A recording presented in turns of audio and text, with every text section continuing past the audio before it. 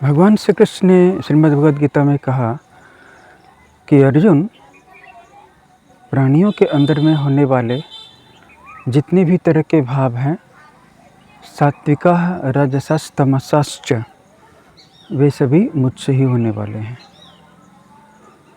इस श्लोक को सुनकर के बहुत सारे लोगों के मन में एक लोचा लग गया कि हमारे अंदर में जो अच्छी भावनाएं हैं वो भी भगवान की इच्छा से होंगी, और जो बुरा कर्म हर्म करते हैं या बुरा विचार करते हैं, बुरी सोच, बुरी नीयत है, बुरा संकल्प है, ये भी भगवान की इच्छा से तो नहीं हो रहा है।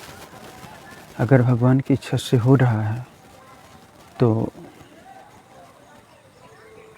हमारा इसमें दोष क्या है? तब फिर हमें कर्म का फल क्यों मिलता है? आइए इस डाउट को क्लियर करते हैं। ये वीडियो बहुत ही इंटरेस्टिंग रहने वाला है। ये वीडियो आपकी लाइफ चेंजिंग वीडियो बनेगा। ये आपका, आप ध्यान से समझ लीजिए इस सूत्र को, क्योंकि भगवान ने कहा है गहना कर्मणो गति। आप किसी को चाटा नहीं मार रहे हैं, कोई और किसी को चाटा मार रहा है।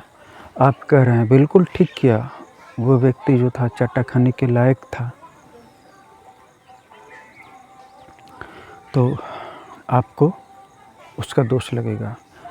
अगर थप्पड़ मारने वाला अज्ञानी था तो उसको उतना दोष नहीं लगेगा। आप अज्ञानवान हैं और आप कह रहे हैं कि हाँ ठीक किया, बहुत अच्छा किया, वो बहुत उछल रहा था, वो बहुत उड़ रहा था, आ गया ज़मीन पे, उसको मारा तो ठीक किया।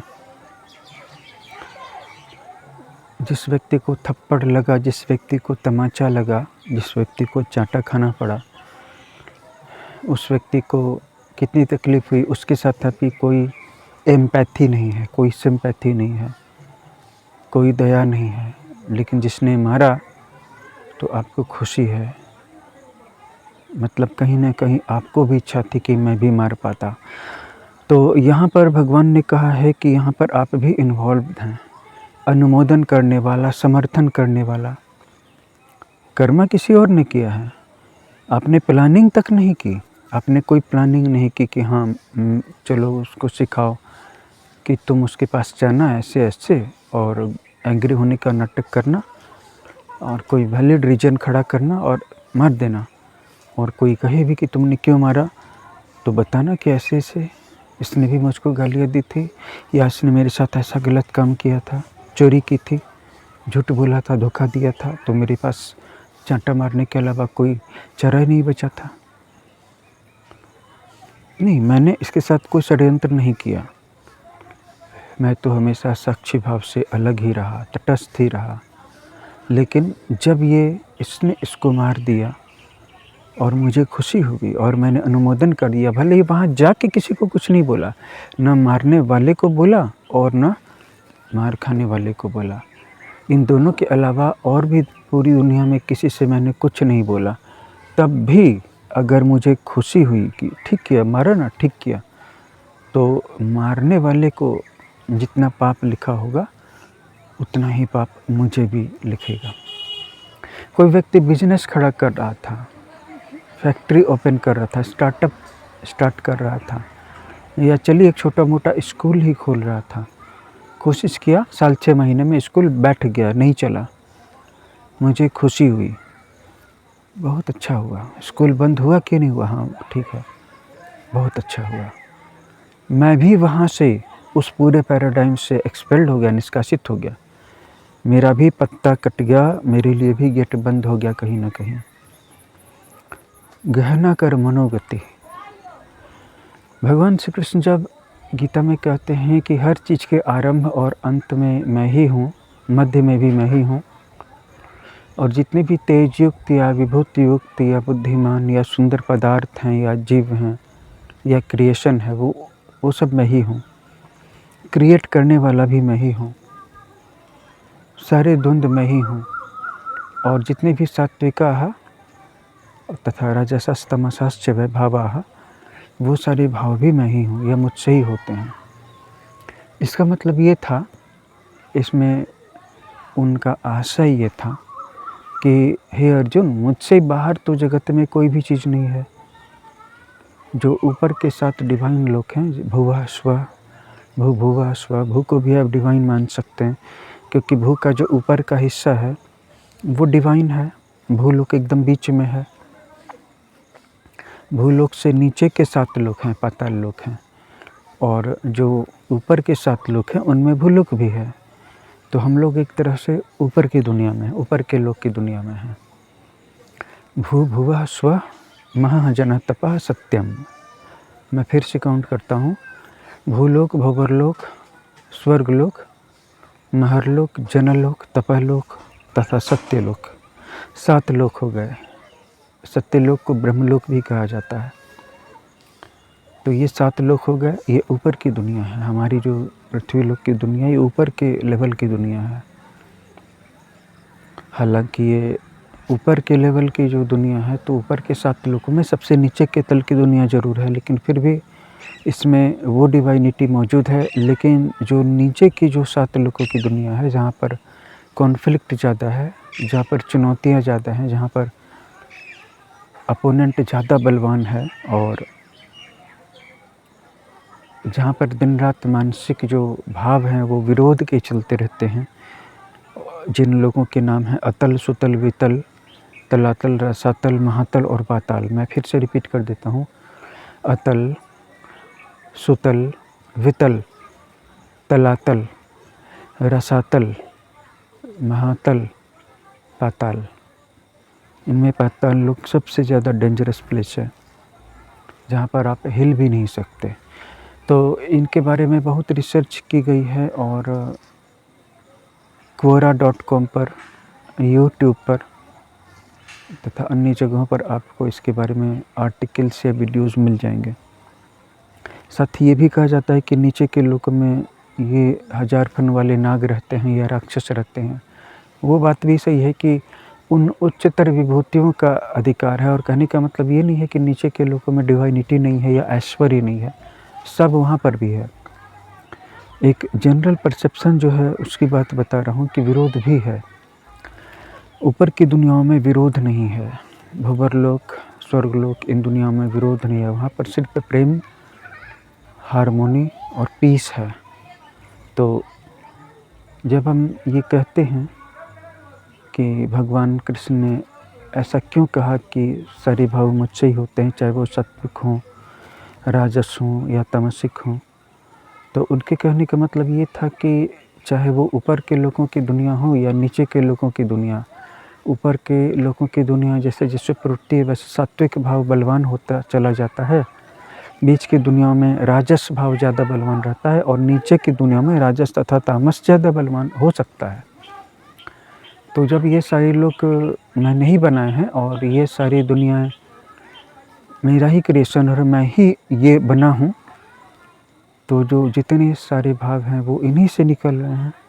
तो ये सारे भाव मुझसे बाहर कहाँ जाएंगे, और मुझसे बाहर कहाँ से इनका जन्म होगा। ये उनकी दुनिया की ब्यूटी है कि जितना सात्विक भाव मौजूद है, उतना ही तामस भाव भी मौजूद है। बैलेंस करने के लिए सिर्फ सात्विक भाव होगा तो न तो स्वर्गलोक रहेगा, और न ही मनुष्य रहेंगे, पृथ्वी भी नहीं रहेगी। नीचे के लोग हैं, अपोजिशन है, चैलेंज है, स्ट्रगल है, कॉन्फ्लिक्ट है, कॉन्स्पिरेसी है, तथा बारबेरिज्म है, क्रुएल्टी है, सैवेजरी है। तब तो काइंडनेस है, फॉरगिवनेस है, पीस है, ब्लिस है, और इमॉर्टलिटी भी है, डिवाइनिटी भी है। तो जितना ज़्यादा अच्छा से अच्छा और जितना ज़्यादा ख़राब से ख़राब सोचा जा सकता है, उससे भी बियॉन्ड सब कुछ मौजूद है भगवान की सृष्टि में। क्योंकि ये जितना एक्सट्रीम, जैसे ये ब्रह्मांड भी उन्होंने बनाया, ये भौतिक ब्रह्मांड की बात करता हूँ मैं, नेक्स्ट लेवल के डायमेंशन की बात नहीं कर रहा हूँ, वो तो पता नहीं कितने ही बड़े होंगे। मैं इस फिजिकल लेवल के ब्रह्मांड की बात करता हूँ कि हमारी पृथ्वी कितनी बड़ी है, हमारा सोलर सिस्टम और भी ज़्यादा बड़ा है, गैलेक्सी और भी ज़्यादा बड़ी है, लोकल क्लस्टर और भी ज़्यादा बड़ा है, सुपर क्लस्टर और भी ज़्यादा बड़ा है, और मेगा क्लस्टर और भी ज़्यादा बड़ा है, और ऑब्जर्वेबल यूनिवर्स और भी ज़्यादा बड़ा है। और डेफिनेटली जब एक्सपेंड कर रहा है तो 93-94 अरब प्रकाश वर्ष दूर के पार भी दुनिया होगी, स्पेस तो है ही। अब उसके पार कितना बड़ा है इसके बारे में कुछ कहा नहीं जा सकता। कितना बड़ा है, एक आध जगह अनुमान लगाया है कि एक प्लूटो ग्रह पर एक बल्ब जला दीजिए, तो एक बल्ब अगर इतना बड़ा है, लेड बल्ब 9 वाट का या 12 वाट का, तो वो अगर ऑब्जर्वेबल यूनिवर्स है तो प्लूटो ग्रह जितना बड़ा है उतना बड़ा एक्चुअल यूनिवर्स है। लेकिन फिर सवाल उठता है कि उसके पार क्या होगा, तो उसके पार भी फिर और भी यूनिवर्सेस हैं, और वो ये भी पता नहीं है कि वो इस यूनिवर्स से बहुत दूर डिस्टेंट हैं या एकदम से मिले हुए हैं। अगर मिले हैं तो उनको अलग अलग यूनिवर्सेस भी नहीं कह सकते, तब अकेला यही यूनिवर्स बहुत बड़ा हो गया।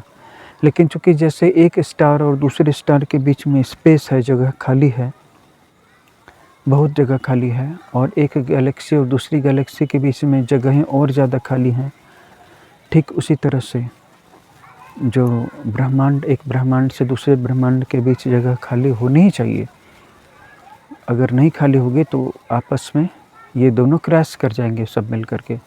इसीलिए मैटर की तो फिर भी कोई लिमिट हो सकती है, जो स्टार्स के बीच में द्रव्य भरा है, लेकिन गैलेक्सीज के बीच में कोई भी जगह नहीं हो सकती। इसीलिए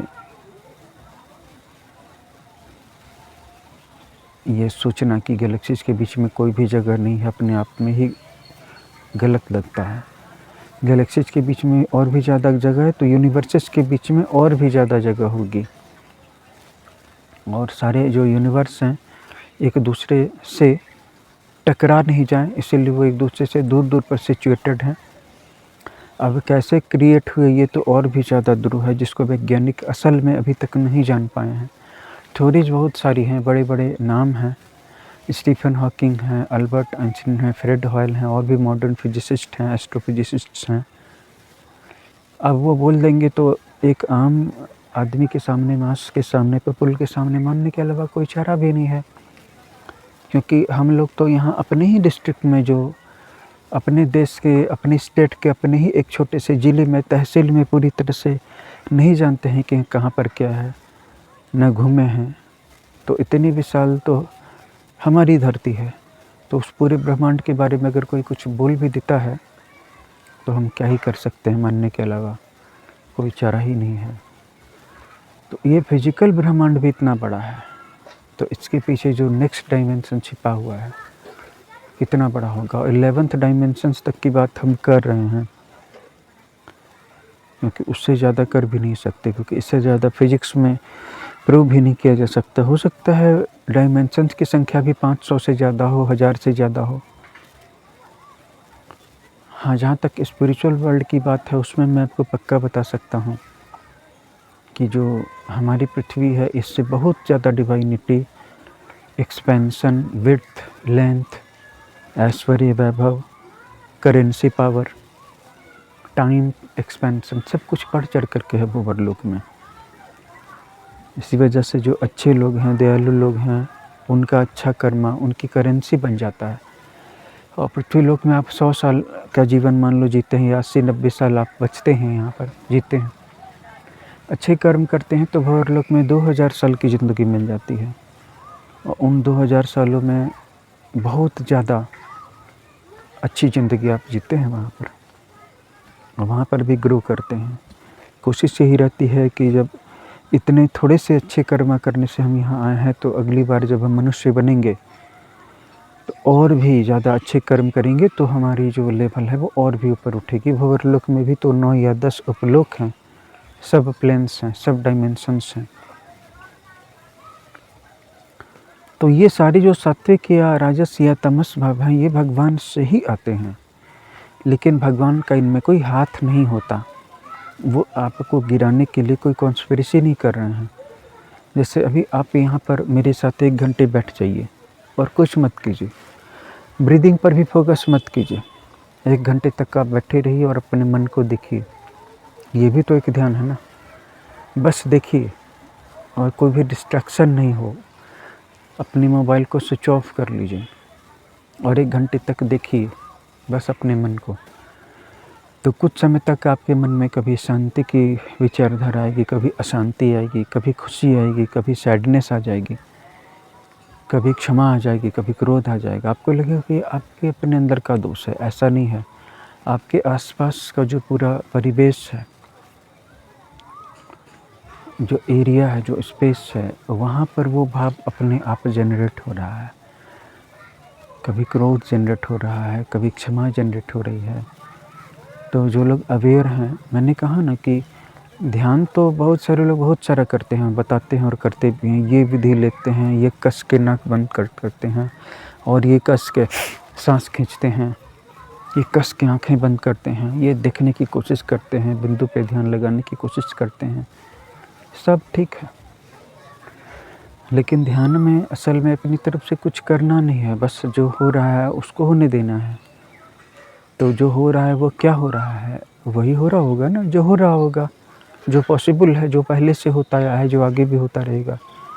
पहले भी आपकी औकात नहीं थी, हिम्मत नहीं थी कि उसको चैलेंज कर सकें या स्टॉप कर सकें। राजा शांतनु का 8वां पुत्र जब हुआ और माता गंगा उसे बहाने वाली थी गंगा नदी के जल में, तो जब राजा शांतनु ने रोक दिया तो गंगा नदी शर्त के अनुसार उनको छोड़ कर के जाने के लिए तैयार हो गई। लेकिन जाते जाते वो उसको पढ़ाने लिखाने के लिए 15-16 सालों के लिए अपने पास ले गई, शिक्षा दीक्षा उनको दी वहाँ ब्रह्मलोक या जहाँ पर भी वो रहती थी। फिर एक दिन वो पृथ्वीलोक पर आए और उधर से अचानक उन्होंने देखा, राजा शांतनु ने देखा कि जो गंगा नदी उनके महल के सामने से होके बह रही थी, तो उसकी धारा को किसी ने रोक दिया था। बानों की पूरी वहाँ पे पंक्तियाँ थीं। तो बड़ा आश्चर्य लगा कि उन्होंने इतना बड़ा पराक्रम तो किसी का भी ना देखा ना सुना। तो एक युवक था वहाँ पर जो अपने तरकस से बाण निकाल करके और गंगा नदी की धारा को ही उसने रोक दिया था। उसने पूछा कि तुम कौन हो? तो उसने बताया कि मेरी माता श्री का नाम गंगा है और मेरे पिता का नाम शांतनु है।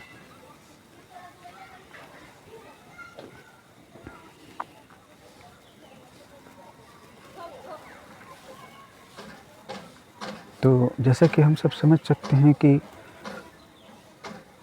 जो पराक्रम है, पराक्रम की शिक्षा उनको हायर डायमेंशन में मिली, अपर डायमेंशन में मिली।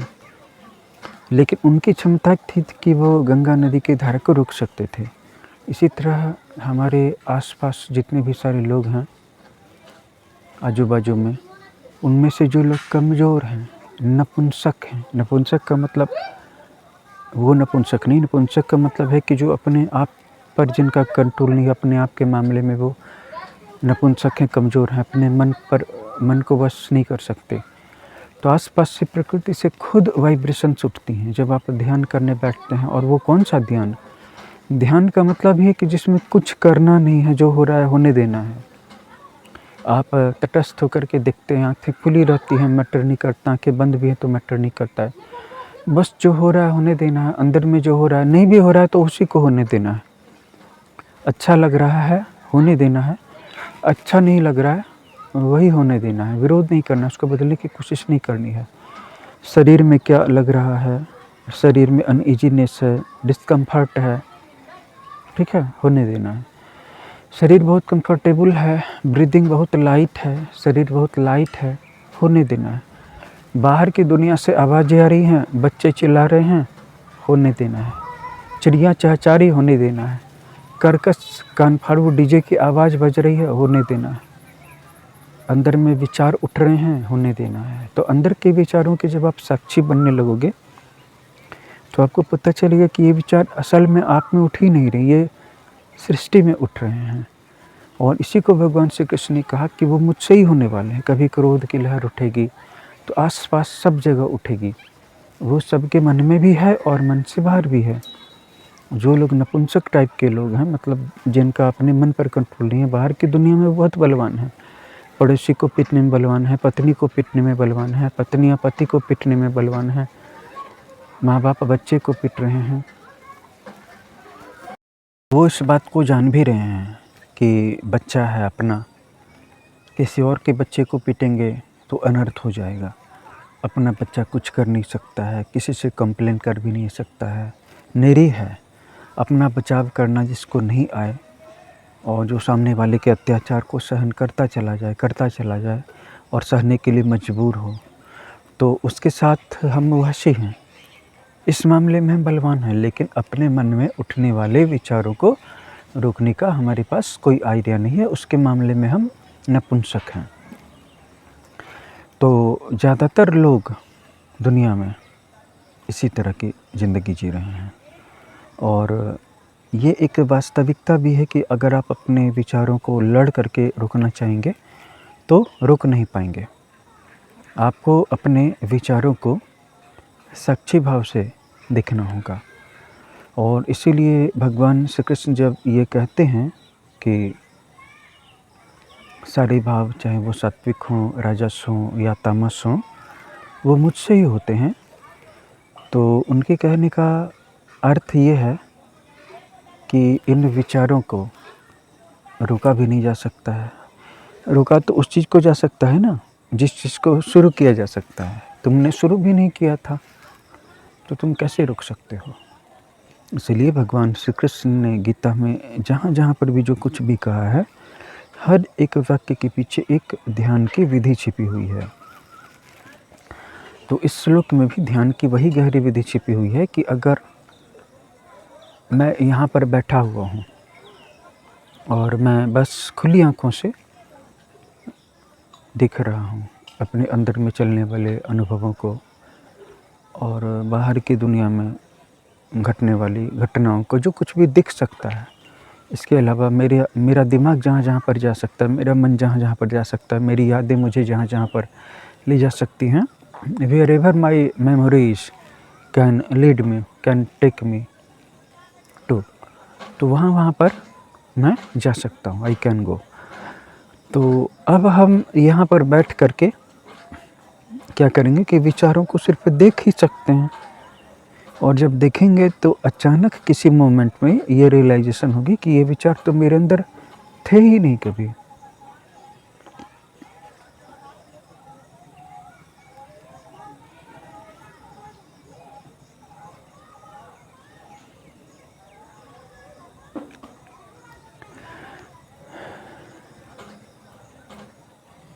जिन लोगों को भी ध्यान की गहरी अनुभूतियाँ हुई हैं, वो अचानक से जागे हैं और ऐसे लोगों के लिए भी जब मृत्यु होती है, मृत्यु का क्षण आता है, वो अचानक से जागे हैं। अचानक से जाग कर के देखते हैं कि ये जो व्यक्ति जी रहा था जीवन, इतने सारे लोगों से बातचीत कर रहा था, इतने सारे लोगों से निगोशिएट कर रहा था, लेन देन कर रहा था, ट्रांजैक्शन कर रहा था, किसी का बेटा बन कर के जी रहा था, किसी का बाप बन कर के जी रहा था, किसी का पति बन कर के जी रहा था, किसी का बॉयफ्रेंड बन कर के जी रहा था। ये तो कोई और ही था, ये लोग तो कोई और ही थे और ये लोग मुझे शांति से मरने भी क्यों नहीं दे रहे हैं। जैसे जीवन जीने का एक प्रवाह है, आदमी जीवन जीने की ओर चलता रहता है, मरने की फुर्सत नहीं होती। उसी तरह जब जीवात्मा मृत्यु के सामने आकर के खड़ी हो जाती है, जीवन को पहचानने से इनकार कर देती है, एक झटके में अवेकनिंग होती है। अरे, जिसको मैं अपना समझ रहा था वो तो मेरा अपराध था ही नहीं, ये लोग मेरे अपने थे ही नहीं। जिस शरीर को मैं अपना समझ रहा था वो तो मैं था ही नहीं, ये तो कोई और ही था जो जी रहा था। ये इस शरीर के माँ बाप, पति पत्नी, ये लोग भाई बहन, ये लोग तो मेरे अपने थे ही नहीं, कोई और ही थे ये लोग। तब वो मृत्यु के पथ पर शांति से आगे बढ़ जाना चाहता है। तब जब उसके रिश्तेदार आकर के कहते हैं आंखें खोलो, जगे रहो, होश में रहो, रोने लगते हैं, तो वो परेशान हो जाता है, क्रोधित हो जाता है कि अब ये लोग मुझे सोने भी नहीं दे रहे हैं, मतलब मरने भी नहीं दे रहे हैं। जब तक आत्मा जीने के पथ पर थी, मरने की फुर्सत नहीं थी, और जब मरने के पथ पर है तो उसके पास जीने के लिए समय ही नहीं है, इच्छा ही नहीं है। तो मृत्यु एक बहुत ही डिवाइन एक्सपीरियंस है।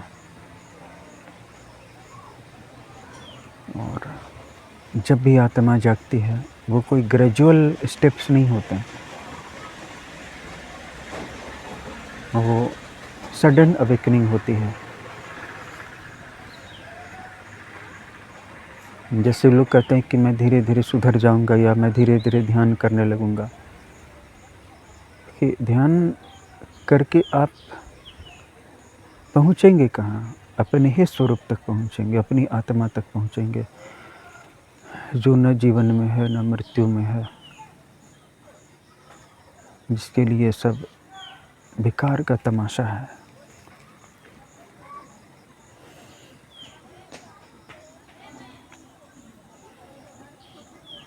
ऐसा व्यक्ति मृत्यु से क्यों बचना चाहेगा जिसकी एनलाइटनमेंट हो गई है, जिसकी अवेकनिंग हो गई है, जिसको निर्वाण का अनुभव हो गया है।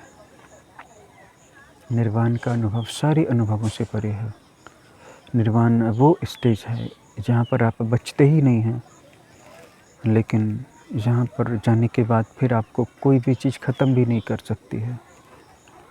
इधर आप बचे भी हुए हैं, एग्जिस्ट कर रहे हैं, लेकिन खतरा भी तो बना हुआ है, मृत्यु ख़त्म कर देगी। जीवन ख़त्म कर रहा है।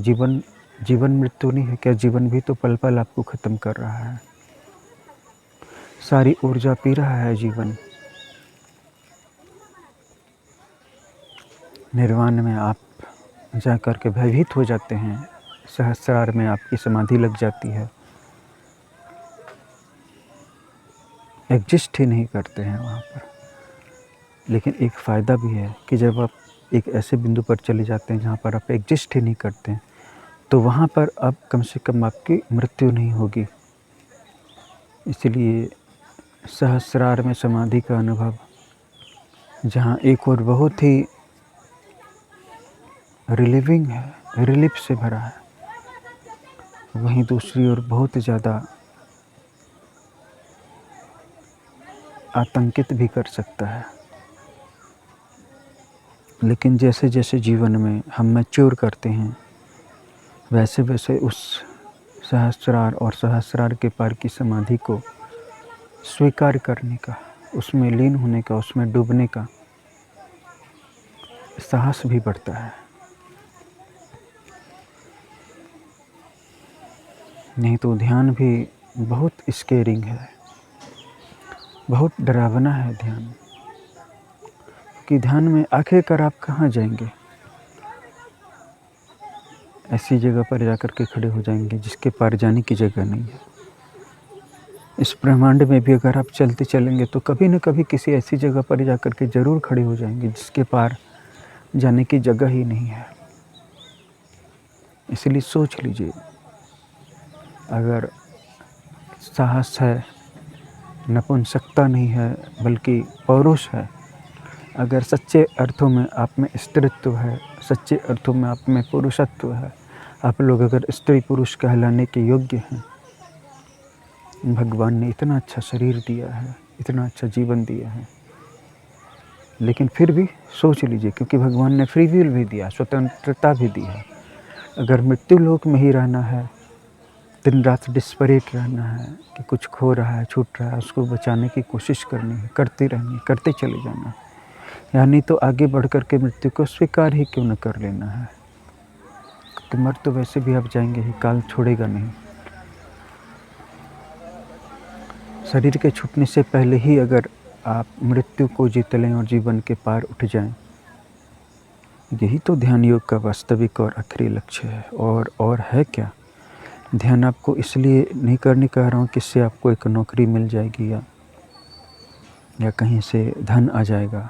ध्यान तो बस इसलिए करने कह रहा हूँ कि आप इन सारी फेक नीड से ऊपर उठ जाएंगे और आपको पता चल जाएगा कि आपको इनकी ज़रूरत कभी थी ही नहीं और आप यहाँ पर कभी थे ही नहीं। ये सब तो कोई और था जो जीवन जी रहा था। न तो आप जीवन थे, न जीवन में थे, न जीवन जीने वाले थे। और जब मर जाएंगे, मर करके उठ करके खड़े हो जाएंगे, अपने स्वरूप में स्थित रहेंगे, पता चलेगा मरने वाला भी आप नहीं थे।